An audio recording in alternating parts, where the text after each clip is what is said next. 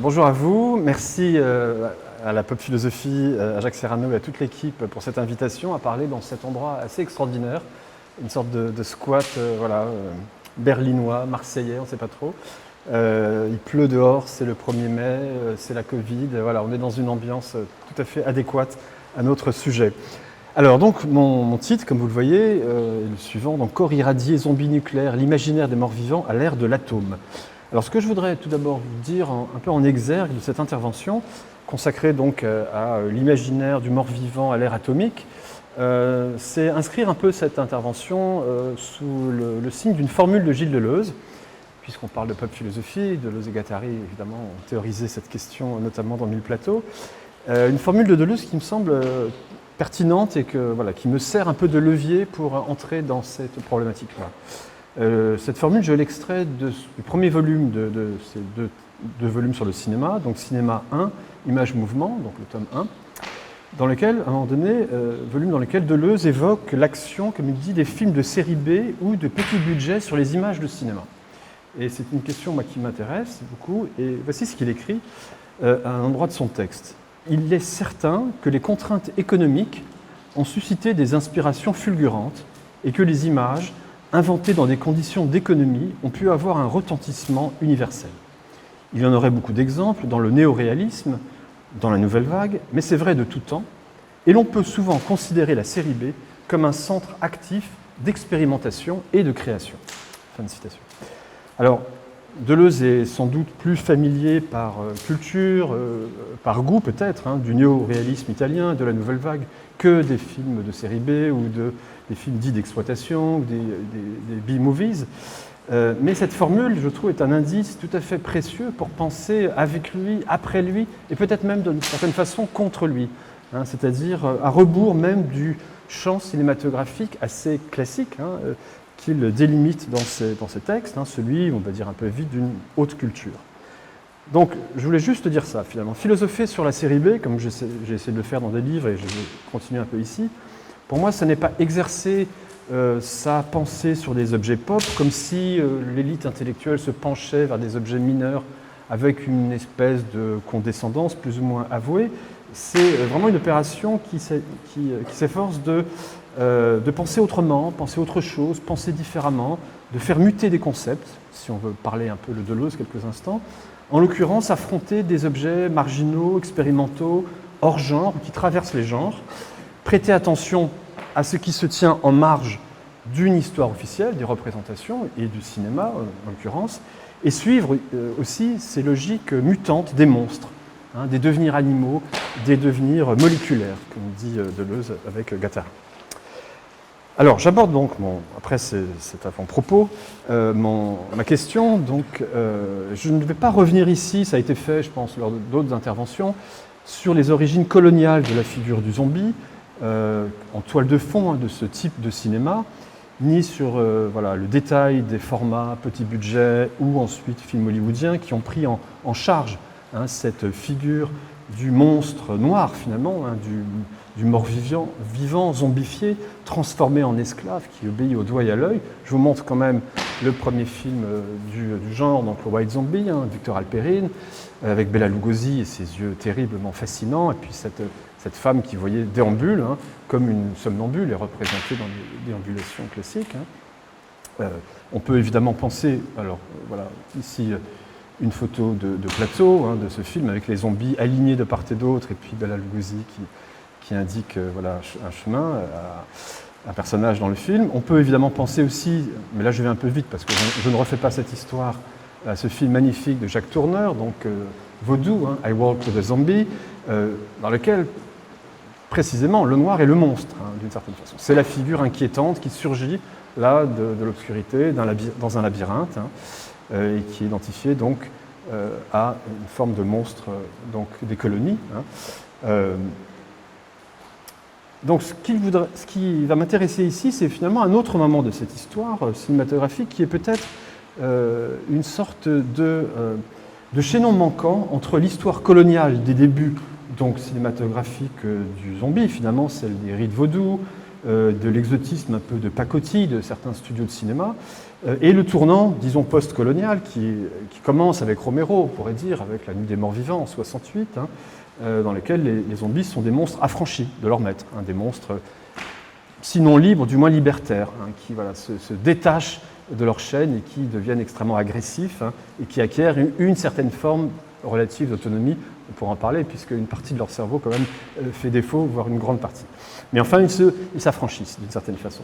Donc, entre, disons, ces deux moments, entre le moment colonial et le moment, qu'on pourrait dire, post-colonial, plus contemporain, apparaissent pendant une décennie, et c'est ça qui va m'intéresser ici, d'autres types de zombies, d'autres types de non-morts, qui n'entretiennent pas de lien explicite avec la religion vaudou, qui marque donc les débuts de cette histoire de vrais faux morts, et qui pourtant, on va le voir, récupère quelque chose de l'imaginaire électrique, magnétique, qui irrigue toute cette histoire des corps monstrueux.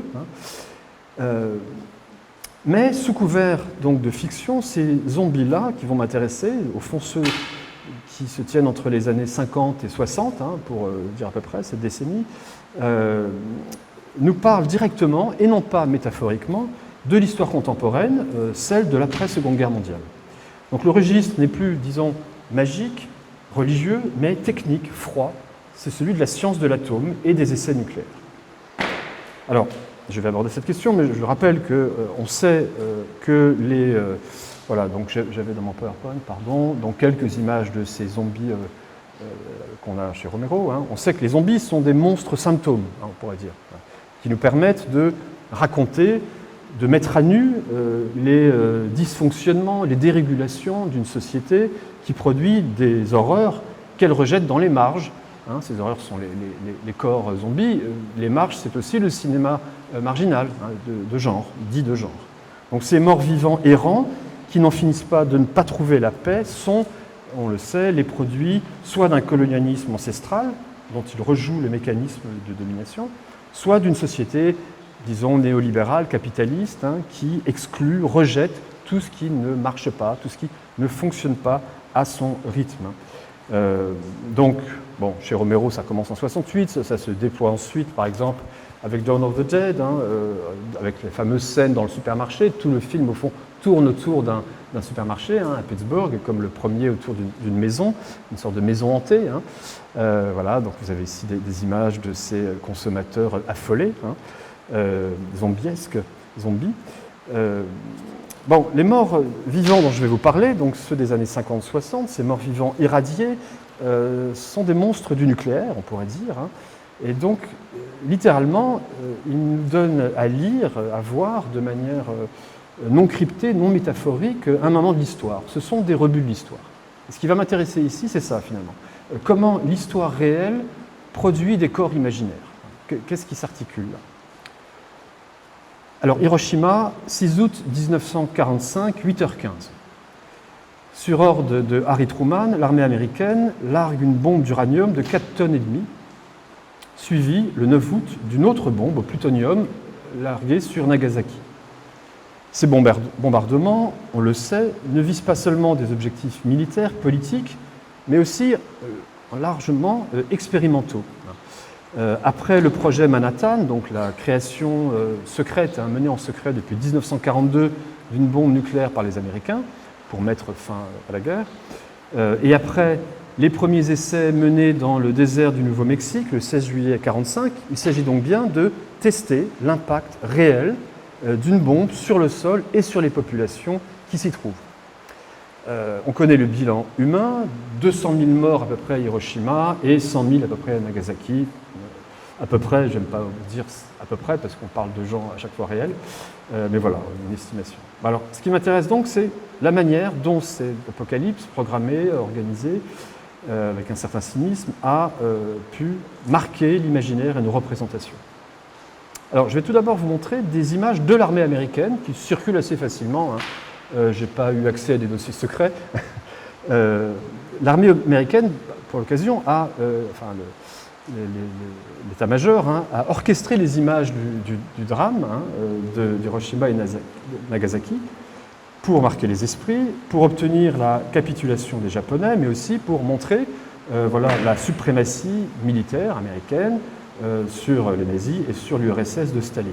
Donc quelques jours après l'impact, des avions de l'armée américaine survolent les sites d'Hiroshima et de Nagasaki.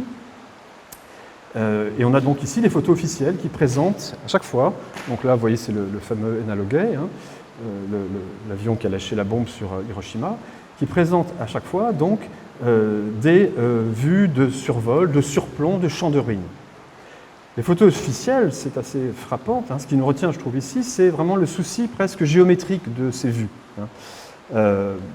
Certes, elles montrent un chaos, à chaque fois c'est un chaos, mais c'est un chaos net, presque orthonormé. Ces images, surtout, ont l'avantage, d'une certaine façon, de ne montrer aucun corps, donc aucune souffrance. Elles attestent de l'efficacité topographique des bombardements. Ce qu'on voit, ce sont presque donc, des maquettes qui font table rase de l'histoire, une sorte de guerre propre avant l'heure, je ne sais pas comment le dire, et qui, voilà, comme celle-ci, Nagasaki, avant-après, qui est inscrite dans cette logique efficace, très redoutable de l'avant et de l'après, on assiste au triomphe, entre guillemets, d'un ordre régulateur désincarné, mais jamais la mort n'est perceptible. D'une autre façon, et pour me rapprocher un peu de la période que je vais examiner, dans le désert du Nevada, aux États-Unis, ce désert a servi de test à une centaine d'explosions atomiques de la part de l'armée américaine, qui a là aussi orchestré, mis en scène ces explosions. Une bombe atomique explosait en moyenne toutes les 3 semaines dans le désert du Nevada, il faut quand même se représenter la chose. L'armée américaine donc, essaie ses bombes sur un sol très aride et elle diffuse les images par voie de presse, y compris par le fameux et populaire magazine Life.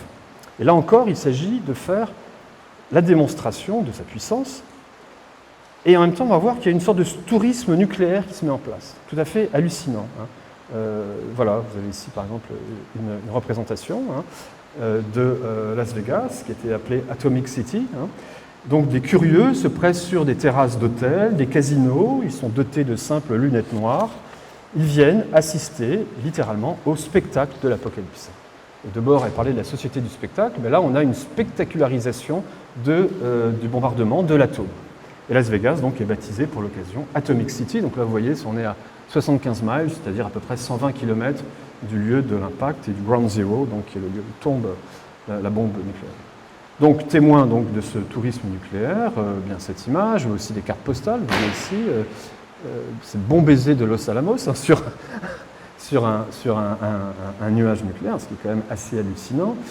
Une image assez étonnante, et je fais un petit pas de côté pour revenir ensuite à ma ligne, ici qui représente donc le site, un des sites donc, dans le désert du Nevada, avec les impacts.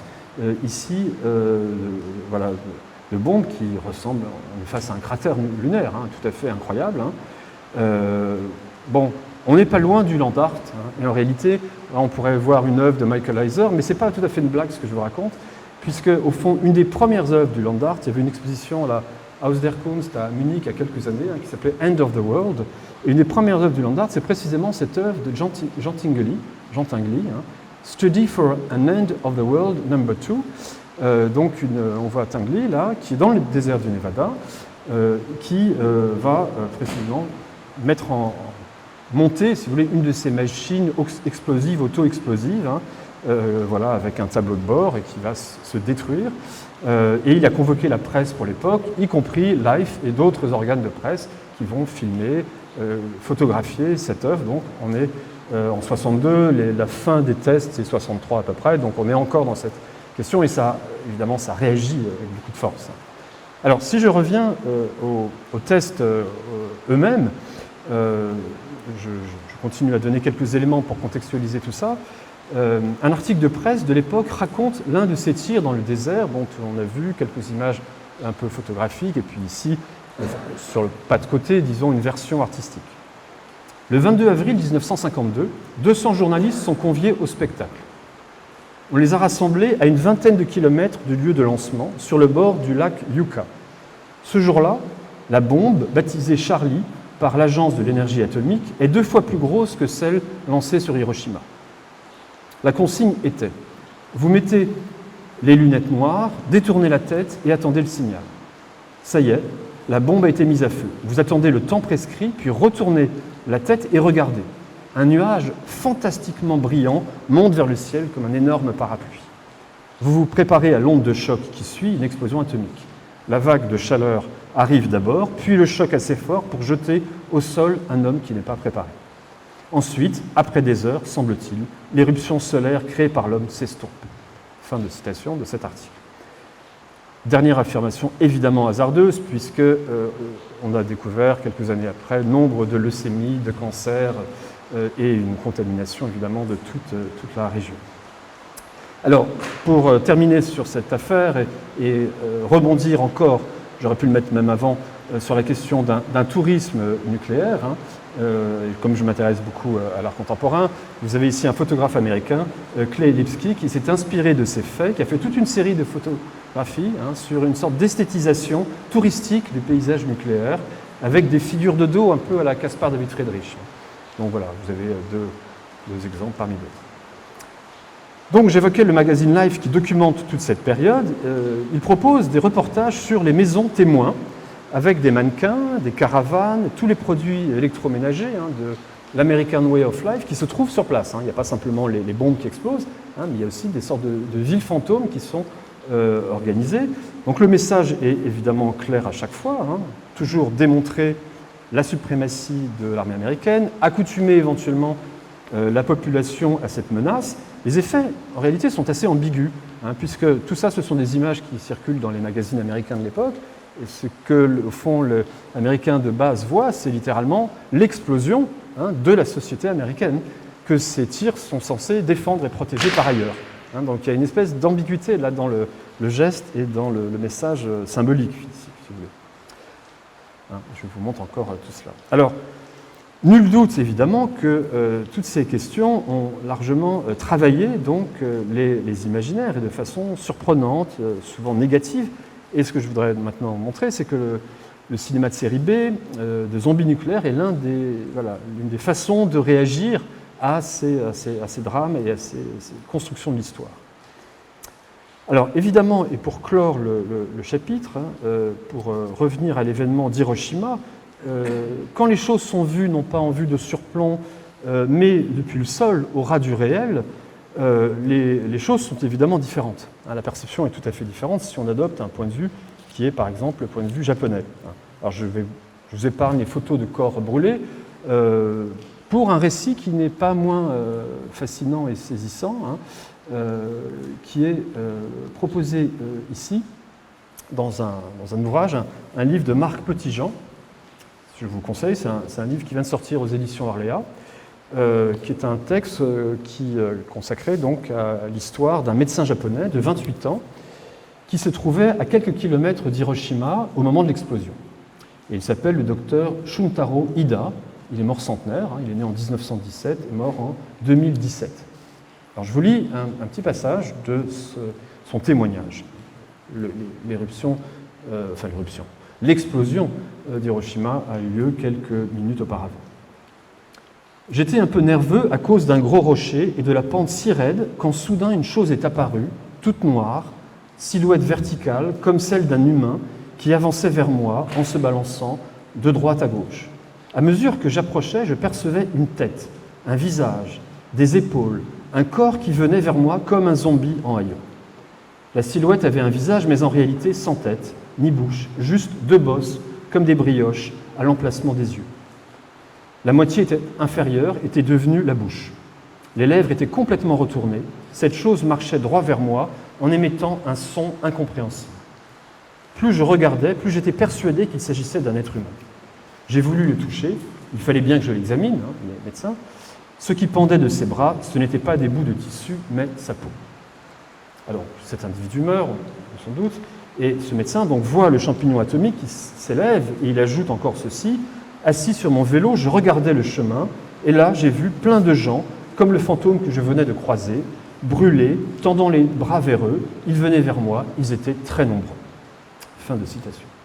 Donc cette scène, pour être authentique, évidemment, est pour nous quasi cinématographique. Ces zombies réels, demi-vivants, bientôt morts, possède les caractéristiques justement des zombies de fiction, le corps en lambeaux, desquamé. On a parlé, je crois que c'était hier, de l'aspect prolétaire du zombie, qui est une espèce de prolétaire de l'image. Moi, je dirais même que c'est une sorte de sous-prolétariat. C'est ce que Marx appelait le Lumpenproletariat, le prolétariat en haillons, c'est-à-dire un prolétariat qui n'a même pas de conscience de classe, celui des brigands, des bandits, etc. Donc des corps desquamés, des apparitions en masse dans un ensemble anonyme et désindividualisé. Alors comment le cinéma et l'imaginaire japonais va-t-il réagir, se saisir de ces zombies réels voilà, comment il s'en saisit? Alors, il y a évidemment toutes sortes de réponses. Moi, je vais prendre deux exemples qui concernent la période qui m'intéresse, donc 1950-1960. Tout d'abord, et je ne vais pas trop insister là-dessus, mais l'image était juste avant, évidemment, on pense à Godzilla d'Ichiro Honda, donc le premier film de Godzilla, qui ouvre l'histoire des kaiju, des monstres japonais. Donc Godzilla, voilà, c'est un monstre préhistorique ranimé par la bombe A dans le Pacifique et qui va se rendre sur Tokyo pour détruire la ville. Manière de rejouer le traumatisme de Hiroshima, de Nagasaki et de le régler symboliquement, on pourrait dire, en incarnant ce mal sous la forme d'un monstre des âges antédiluvien qui est réveillé par la puissance ambiguë de l'atome. Mais cet imaginaire est aussi travaillé par le sort des Ibakusha, c'est-à-dire des irradiés de l'atome, de tous ces survivants que décrit d'ailleurs Marc Petitjean à travers ce témoignage du médecin. Et là, je voudrais prendre deux exemples cinématographiques, je vais vous montrer un extrait. Alors le premier est un petit peu un pas de côté, mais je pense que c'est une réponse très passionnante à tout ce qui s'est passé. Ce sont deux films en fait d'un réalisateur que j'aime beaucoup, qui s'appelle Kaneto Shindo. Le premier, c'est un extrait, je vais sortir quelques instants de mon PowerPoint, d'un film qui s'appelle Onibaba. J'espère qu'il y a le VLC sur l'ordinateur. Alors je sors, comment on fait? Ah ben non, il est sur mon autre ordi. Non, je ne peux pas vous le montrer, d'accord.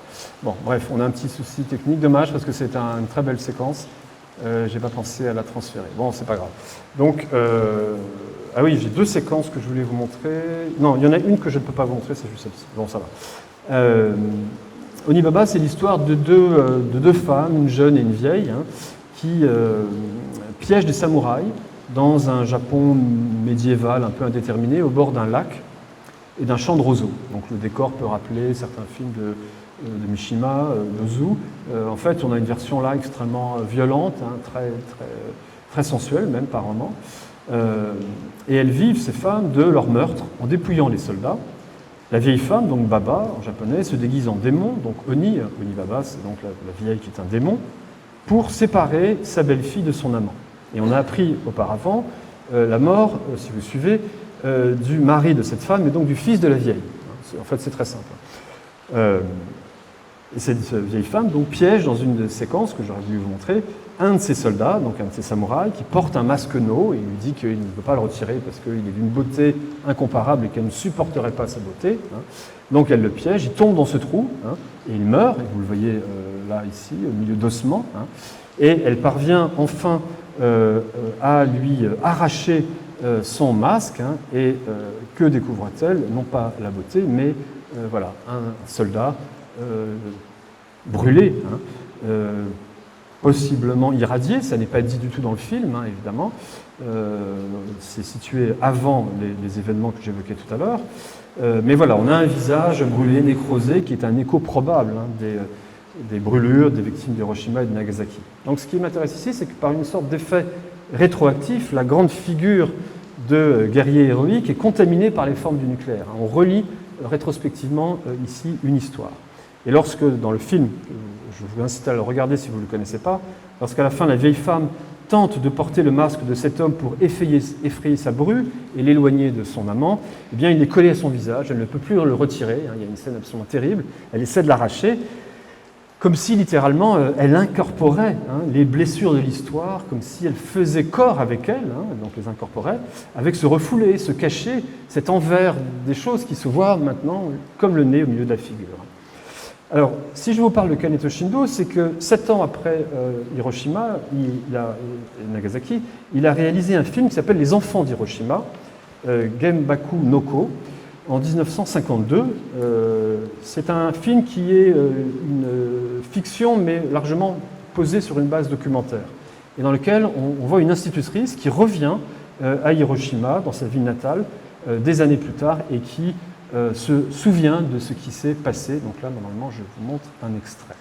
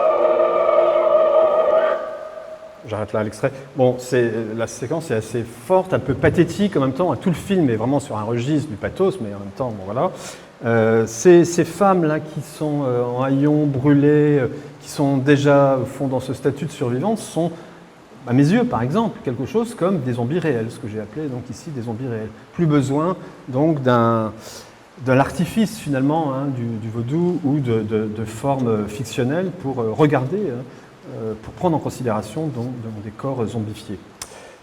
Alors je voudrais maintenant regarder les choses de l'autre côté de l'océan, revenir aux monstres qui sont imaginés à la même période par le cinéma européen et américain, sur les mêmes questions à peu près. Le changement de géographie, évidemment, et de contexte affecte évidemment les perspectives. Donc il y a l'écho de ces bombardements. On entend aussi, bien sûr, la hantise de l'atome propre à la guerre froide, et la crainte donc générée par cette nouvelle source d'énergie à la puissance aussi illimitée que terrifiante. C'est ainsi qu'apparaît le secret du film de Robert Aldrich. Donc je reviens légèrement. C'est une image qui se trouvait juste avant, en réalité. Voilà, ce film de Robert Aldrich de 1955, Kiss Me Deadly, en 4e vitesse en français, qui est un polar avec Mike Hammer et qui finit comme un film de science-fiction. C'est un film absolument extraordinaire, tout à fait inclassable en fait. Et dans tout le film, on recherche une boîte. C'est un prétexte narratif, c'est un MacGuffin, dirait Hitchcock, une boîte sur laquelle il s'agit de mettre la main. Et donc l'héroïne, à la fin, met la main sur cette mystérieuse boîte que se disputent des gangsters. Elle l'ouvre, elle hurle, je vous fais grâce du cri, et voilà, cette boîte de Pandore libère une énergie aveuglante, effrayante, peut-être des rayons gamma, qui transforme tout le final de ce film sur une plage en une explosion atomique assez incroyable. Les cahiers du cinéma, à l'époque, ont dit qu'Aldrich était le premier cinéaste de l'ère atomique. Parmi les films qui se reportent donc explicitement à la question de l'atome, à la radioactivité, j'avance maintenant dans d'autres exemples, on peut compter ce film, je trouve très beau, ce petit film de série B, très beau, très mélancolique, film italien de 61 de Giulio Massano. C'est assez curieux parce qu'en fait, c'est contemporain de la Dolce Vita et on a l'impression d'avoir par moments une sorte de double, mais un peu au rabais, de Marcello Mastroianni et de... pas Silva Mangano, non, Anita Hedberg, voilà, un peu dans ce film. Alors, comme souvent dans ces films, il est question de créer des monstres, on est en présence finalement d'une variation sur le mythe de Frankenstein. Je vous rappelle que le roman de Mary Shelley, en 1818, c'était Frankenstein, un moderne Prométhée.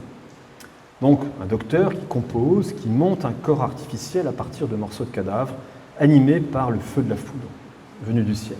Dans ce film, Atom Age Vampire, on a donc une femme magnifique qui est défigurée, on le voit ici, à la suite d'un accident de voiture.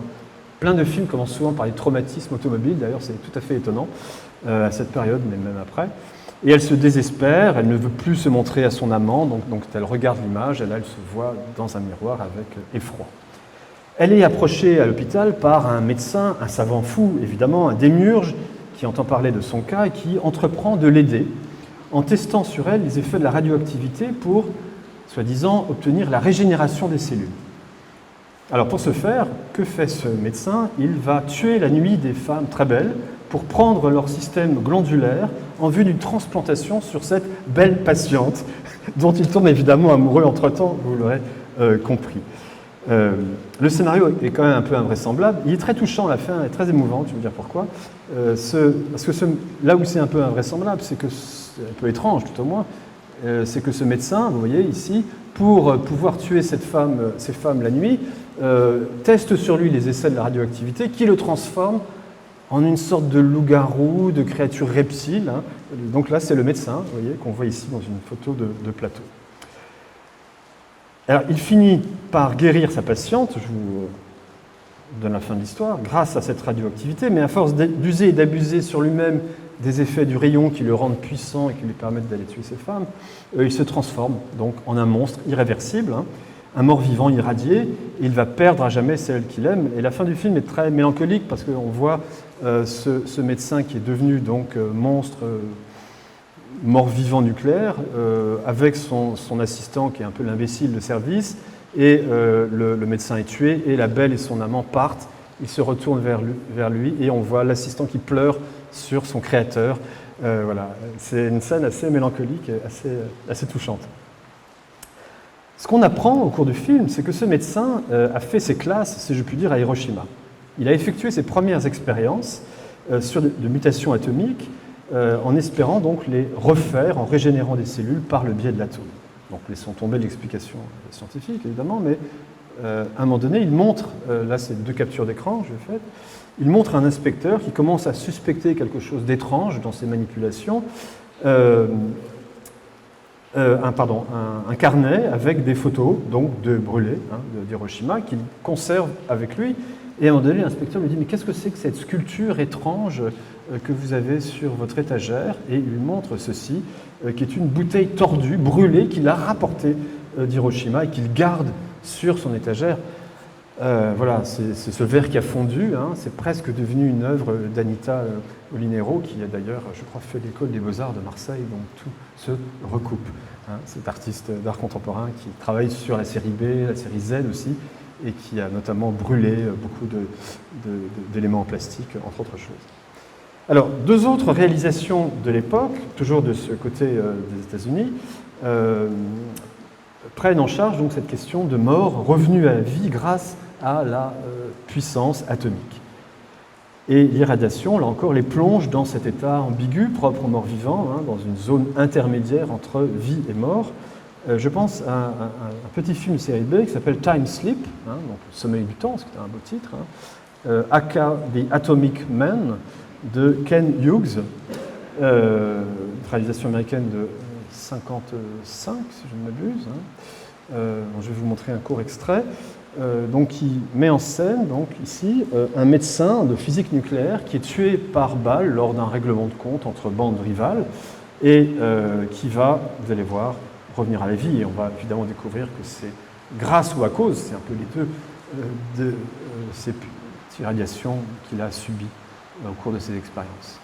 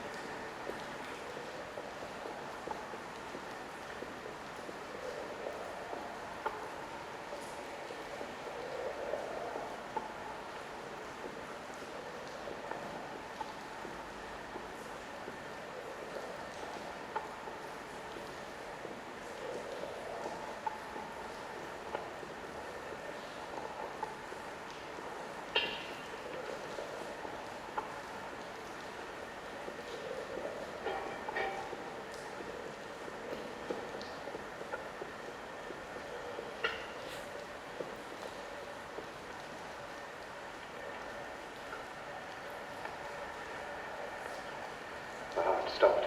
Adrenaline quickly.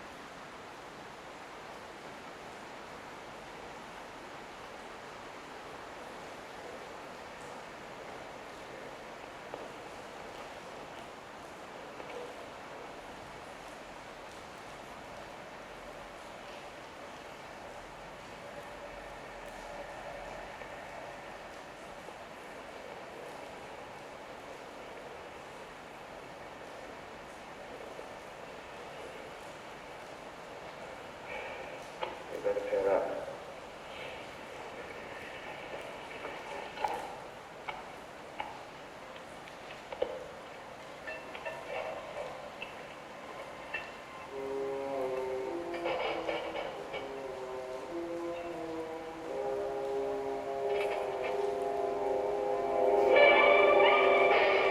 Okay, Dr. Preston. Dr. Preston!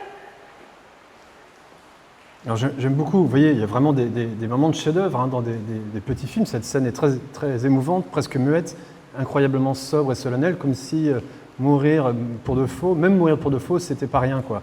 Je trouve que c'est une scène assez incroyable. Donc ce médecin, en fait, revient. On découvre que voilà, son corps s'est arrêté, mais son cerveau a continué à fonctionner. Donc il a un décalage en fait de 7 secondes. Voilà, son cerveau a 7 secondes et demie d'avance sur les événements biologiques. Les 7 secondes et demie au cours desquelles il s'est arrêté, son cœur s'est arrêté. Donc il est à la fois empoisonné et guéri par les radiations. Donc là on a une autre forme de zombie nucléaire qui n'est pas défiguré, mais vraiment qui est en décalage psychique constant sur le réel. Alors parmi les nombreux cas, il y en a plusieurs effectivement, de zombies irradiés, l'un des plus peut-être connus ou des plus frappants est fourni par un film d'Edward L. Kahn de 1955, on est toujours dans la même fourchette de temps, qui s'appelle Creature with the Atom Brain, dans lequel on retrouve tous les ingrédients imaginaires du savant fou, donc un savant qui est doté d'un accent évidemment fortement germanique, comme la plupart des savants fous de cette période, on se demande pourquoi, qui anime par l'électricité des cadavres, qui crée des zombies machines, et donc plus du tout des zombies défigurés. L'expérience de Faraday, d'ailleurs, sur l'induction électromagnétique est convoquée à un moment donné pour expliquer l'influence de la radioactivité sur les corps. Donc on a un règlement de compte, là aussi, entre bandes rivales, donc c'est toujours un fond assez polar finalement, et on découvre des traces de sang luminescent sur les lieux du crime, autrement dit des images radioactives. Et donc vous verrez les tueurs zombies tout à l'heure qui constituent une sorte d'armée de cadavres ramenés à la vie comme des esclaves qui obéissent pour servir la vengeance d'un bandit criminel. Je vous montre 2 extraits.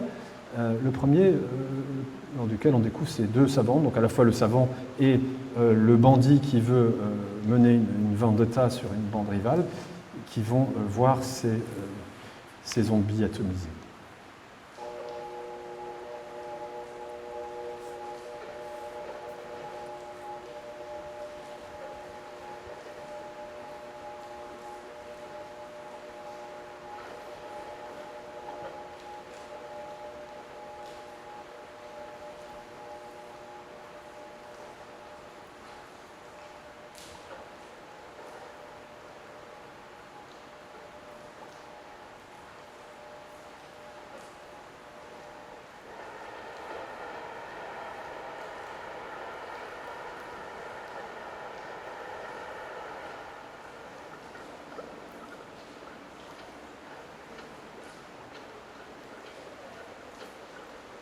Can't you keep him going any longer?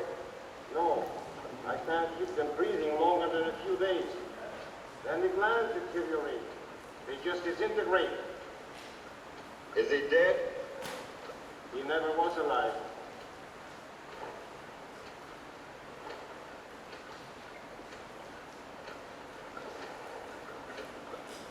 Different parts of the body die at different times. My next problem is how to keep them working as long as the heart is beating. Does the brain still die first? Always.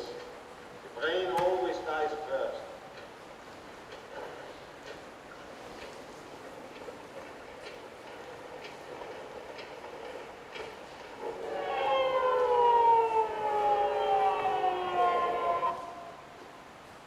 Voici, et le second extrait qui est donc lié à l'attaque finale, dont je voulais vous dire peut-être juste une chose avant. Oui, c'est que on retrouve donc ici à chaque fois l'écho à travers l'énergie atomique de cet imaginaire de l'électricité, hein, et même du magnétisme animal, qui est une question du XVIIIe siècle, de Mesmer, voilà, qui traverse à mon avis toutes ces représentations, même si elles prennent des formes un peu différentes, et qui sert de base explicative, hein, mi-rationnelle, mi-magique, à l'influence d'un maître sur son esclave. Je vais montrer dans un livre qui s'appelle « Figures de l'errance et de l'exil », hein, chez Rouge Profond, comment justement ce magnétisme animal de Mesmer passe, qui est une figure très importante, hein, qui au fond domine une partie du XVIIIe siècle, qui va devenir la question de l'hypnose chez James Braid en 1832, comment fin XVIIe, XVIIIe, comment cette figure-là, elle passe possiblement dans la réception occidentale du vaudou, hein, à travers notamment des récits de pères missionnaires à Haïti qui décrivent les rites de possession et de zombification avec les mots utilisés pour penser les phénomènes de transe magnétique et électrique par Mesmer, la contagion dans les fluides des corps magnétisés. Donc il y a la persistance, je crois, d'une longue tradition, dont on a peut-être un écho dans l'extrait que je viens de vous montrer et au fond dans d'autres. Donc je vous montre ce dernier extrait qui, ici, le moment de l'attaque, hein, voilà, de l'armée zombie, de ces corps qui sont morts et ramenés à la vie par le nucléaire, voilà, dont se sert un des bandits qui est cerné par la police. Must be radium in there. A fire would burn off its protective lead shield. Yes, once the radium is exposed, the gamma rays might spread over the entire city. Can't even blow open the door or the windows. It would be too dangerous to try it because of explosion.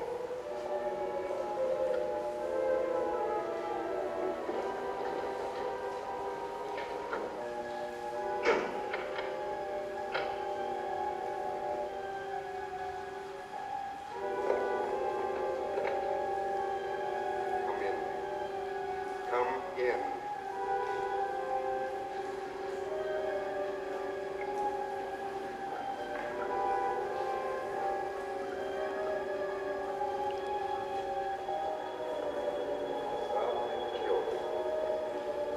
Kill them.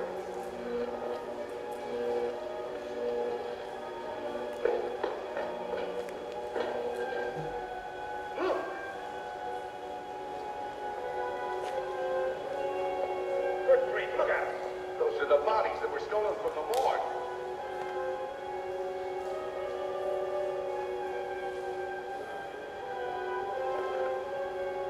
Kill them. Kill them.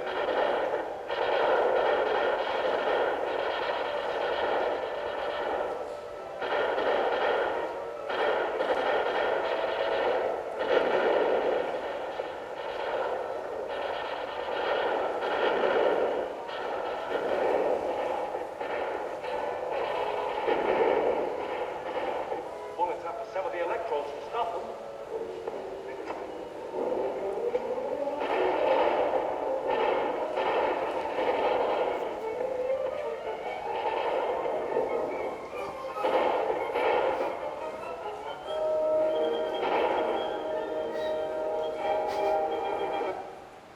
Alors je sais que vous vous demandez comment ça va finir.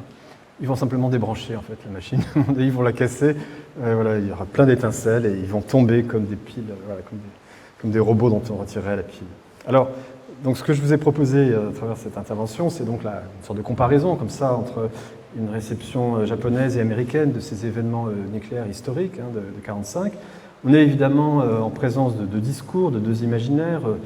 on pourrait dire sans faire une position tranchée, mais qu'on est en présence du discours des vaincus, des vainqueurs, qui n'est évidemment pas le même. Le cas de la série B américaine est intéressant parce qu'il rabat quand même les cartes de la figure du zombie colonial, que je rappelais en commençant, sans y renoncer totalement, finalement. On déplace les rites magiques, qui deviennent des rituels scientifiques. La possession ne perd plus dans le désordre de la transe, mais dans l'évidence froide d'un laboratoire clinique. Les zombies sont encore des esclaves aux mains de démiurges, mais des esclaves machines, robotisés, plutôt que des zombies errants et hagards, comme le présentait le cinéma disons, colonial. Une autre chose reste fascinante, fascinante si je puis dire, et troublante dans tous ces exemples que j'ai évoqués dans le cinéma européen et américain, notamment dans ce dernier cas, et cette chose, elle échappe en partie aux intentions plus ou moins édifiantes ou divertissantes de ces réalisateurs. C'est la puissance double attribuée à la figure atomique, qui rejoint la dualité ontologique de ces êtres, pris entre mort et vie. Aux exemples que j'ai évoqués, d'ailleurs, je pourrais ajouter, alors je ne voulais pas superposer trop d'exemples, mais The Atomic Brain, donc un film de 1963 de Joseph Macelli, encore une histoire de savant fou. Là, il s'agit de greffer le cerveau d'une vieille femme laide et acariâtre qui paie les recherches d'un savant en physique nucléaire sur un corps sublime de jeune femme, en utilisant les ressources de l'atome. Évidemment, bon, comme le savant ne peut vraiment plus supporter cette vieille femme, il ne va pas suivre son injonction et il va se venger et il va greffer son cerveau sur un chat. Ce qui fait une fin tout à fait incroyable. Donc la question, c'est toujours d'amplifier les effets de la foudre, détruire et animer sur le cadavre d'une créature comme celle de Frankenstein. Dans tous ces films, donc, il y a quelque chose qui relève cette puissance atomique qui est envisagée. Là, je vais peut-être monter d'un cran un peu dans l'analyse philosophique, à la manière du pharmacone de Platon. Si on suit le commentaire assez serré qu'en a fourni Jacques Derrida dans la dissémination, à savoir d'être remède et poison à la fois. Et sans exagérer, on sait du reste que les textes de Derrida baignent, si je puis dire, dans une atmosphère de mort-vivant depuis assez longtemps, en fait. Dans le spectre de Marx et dans aussi des textes sur le cinéma, notamment. Donc Derrida pense cette ambiguïté du pharmacone sur ce registre-là. On sait qu'il y a chez lui le projet d'une anthologie avec H-A-N-T-O-L-O-G-I-E. Et puis il dit d'ailleurs dans des textes sur le cinéma que le propre de l'image cinématographique, c'est une image de la reproduction, c'est une copie. Donc voir une image cinématographique, c'est voir une image qui revient. Donc déjà, c'est une structure de revenance, en fait. Donc Derrida montre fantastiquement bien dans ce texte sur le pharmacone, sur la pharmacie de Platon, donc, qu'un grand nombre de textes de Platon sont traversés par ce terme pharmacone. Il utilise et travaille le texte grec précisément, qui est traduit par remède, filtre, drogue, et en fait, alternativement, ou parfois les deux ensemble, poison et filtre. Donc le propre du pharmacone, c'est de remédier à un mal en l'aggravant. Les deux exemples principaux que Derrida repère chez Platon sont l'écriture, le kratie notamment, qui remplace le logos, la parole vivante, qui apparaît donc comme un substitut à la parole, qui remédie à la possible disparition du logos, qui en fait mémoire, mais qui dans le même temps tue la parole vive, la parole incarnée, en la remplaçant par un système de signes extérieurs, qui sont comme des signes morts finalement. Pharmacone aussi la ciguë que boit Socrate, qui est littéralement un poison, mais aussi pour Socrate, Platon, un remède, celui qui libère l'immortalité de l'âme, enfin l'âme en son immortalité, du corps qui est un tombeau. Donc je ne cherche pas évidemment à appliquer Derrida à la série B, c'est une greffe peut-être un peu quand même grossière, mais il y a un registre double et très ambivalent du pharmacone nucléaire qui m'intéresse, qui m'intrigue, et je trouve que si on entrouvre cette porte-là, on est frappé quand même par les termes de hantise et de mort-vivant qu'emploie Derrida pour qualifier ce remède poison. Donc je mets les deux choses l'une à côté de l'autre pour les faire dialoguer, il n'y en a pas une qui écrase l'autre. Le pharmacone, dit Derrida, dans donc la pharmacie de Platon, je cite, est une question de vie ou de mort. Sans identité stable, là je paraphrase, mais ce sont ces mots, sans identité stable ni substance, le pharmacone est le milieu des opposés, ambivalent par nature. Il se rapporte, ces opposés, l'un à l'autre, se renversent, passent l'un dans l'autre sans fin. Dedans, dehors, âme, corps, vie, mort. Et là, je cite un passage du texte de Derrida. « L'écriture est une parole affaiblie, point tout à fait une chose morte. Un mort vivant, un mort en sursis, une vie différée, un semblant de souffle, le fantôme, le fantasme, le simulacre du discours vivant. » Conclusion.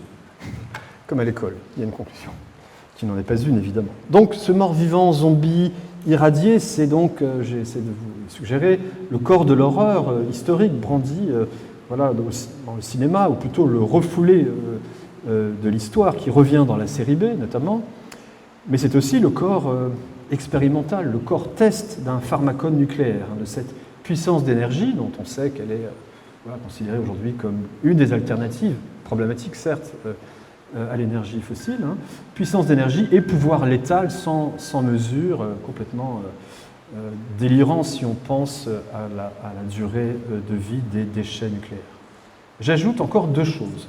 Les films que je vous ai montrés sont hantés, on pourrait dire, par une autre forme d'horreur, beaucoup plus banale, celle du machisme terrible et des clivages de sexe qui règnent à l'époque. Chez Édouard Kahn et nombre d'autres réalisations, dès que les hommes parlent d'affaires sérieuses, les femmes vont à la cuisine, où elles les attendent en tablier de cuisinière sur le pas de la porte pour leur servir un cocktail à leur retour. Une des femmes zombifiées par l'atome dans The Atomic Brain, qui se balade comme ça, elle n'a pas de cerveau, mais elle a été réveillée par la puissance de l'atome, elle se balade dans le laboratoire, est une magnifique brune sans cerveau. Ça a ses avantages, s'exclame un des protagonistes, non sans goujaterie. Chez Romero, en 68, et je trouve qu'on mesure, si on le compare à tout ce qui précède, encore plus la puissance de son geste dans La Nuit des Morts Vivants, tous ces clichés, ces codes volent en éclats.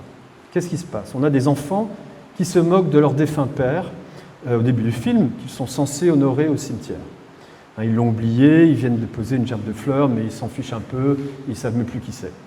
Le garçon imite les démarches de Boris Karloff, donc il se moque même des films de genre, on pourrait dire. Sa sœur s'échappe seule dans une maison refuge. Le héros du film, finalement, est noir. Le père vivant de la petite bande à l'intérieur de la maison n'est plus une figure rassurante, comme dans tous ces films, où on a un bon papa qui est en même temps un savant de l'atome, mais c'est un lâche, un raciste qui sera tué et mangé par sa fille. Les zombies, enfin, chez Romero, n'ont plus besoin de rites vaudous pour apparaître, et l'argument nucléaire qui est là, mais c'est un détail tout à fait anecdotique.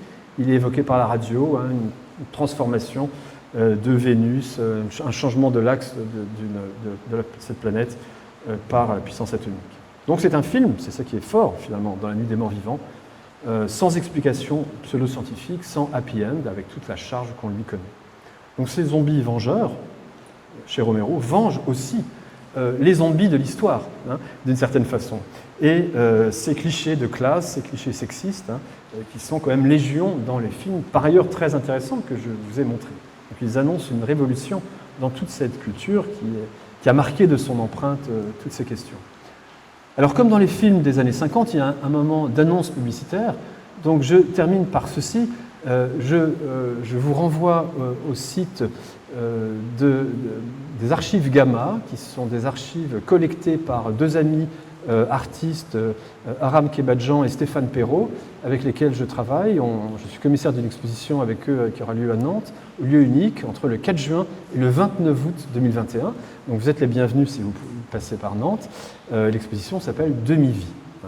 Et voilà, donc les archives Gamma compulsent les archives de l'âge nucléaire et de toutes ces représentations. Et au fond, cette intervention que je viens de faire n'a rien été d'autre que l'acte 1 de ces archives Gamma. Et je vous remercie, cher public, dans cet endroit étrange. Merci à vous.